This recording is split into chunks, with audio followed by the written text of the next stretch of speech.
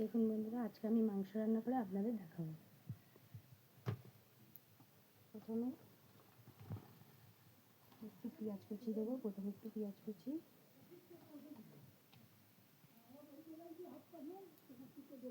তেজপাতা, আদা বাটা, রসুন বাটা,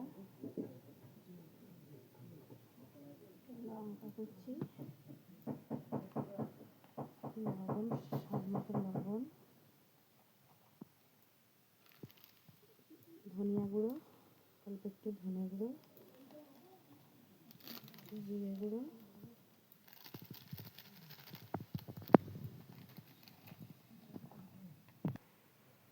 সব মশলা দিয়ে অল্প একটু তেল দিয়ে ভালো করে এটা মিক্স করে নেব। দিলে মাংসটা খেতে খুব ভালো হয়।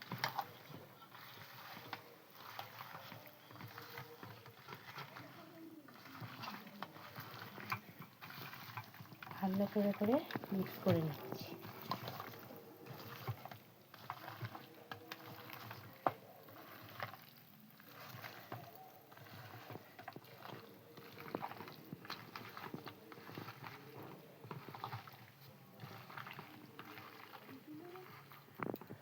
একটু তেল দিয়ে, অল্প একটু তেল দিয়ে কিছুক্ষণ এটা রেস্টে রাখি। 5 মিনিট রেস্টে রাখলাম। এবার ততক্ষণ মশলাটা তৈরি করে নেব।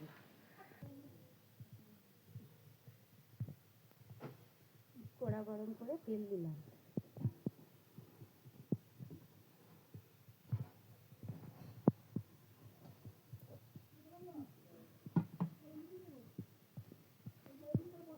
তেজপাতা দিলাম,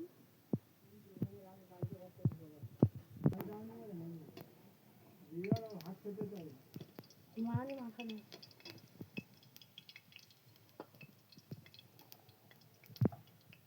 দিলাম,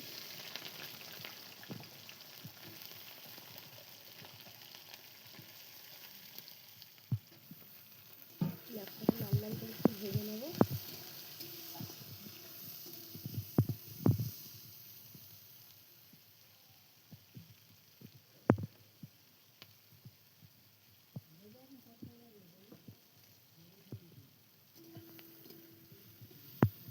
পেঁয়াজটা লাল লাল করে সমস্ত মশলা দিয়ে মশলাটা রেডি করে নিলাম।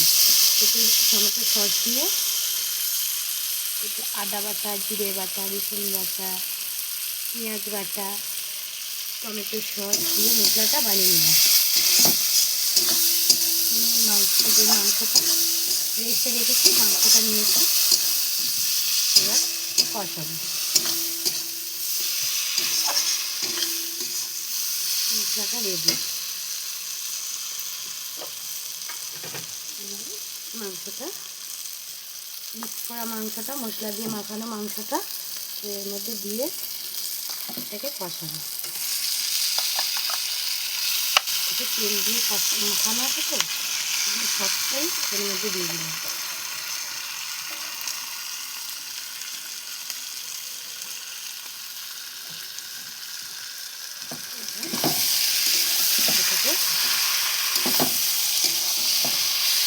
এটাকে কষাতে থাকবে 15-20 মিনিট। এটা কষাবো।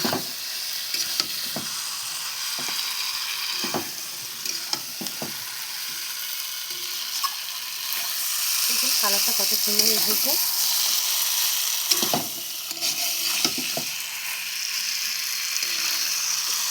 ঢেকে কষাবো।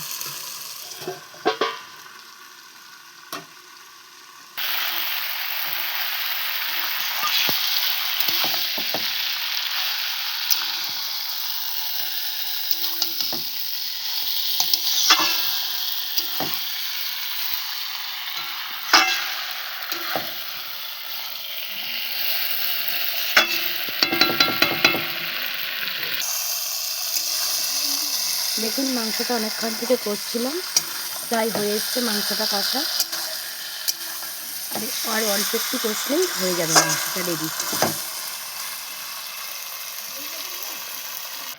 মাংসটা কষানো হয়ে গেছে। আলু দিয়ে এবার নেড়ে একটু ঝোল করার জন্য জল দিয়ে দেবো।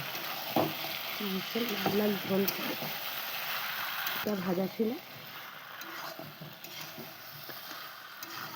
ভেজে রাখা আলু দিয়ে নেড়ে নিলাম। এবার জল দিয়ে দেবো,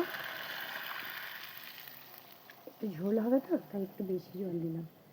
আপনারা যে যেমন করতে চাইবেন, যদি মাখা মাখা করতে চান মাখা মাখা করবেন, যদি ঝোল করতে চান আর একটু জল দিয়ে দেবো।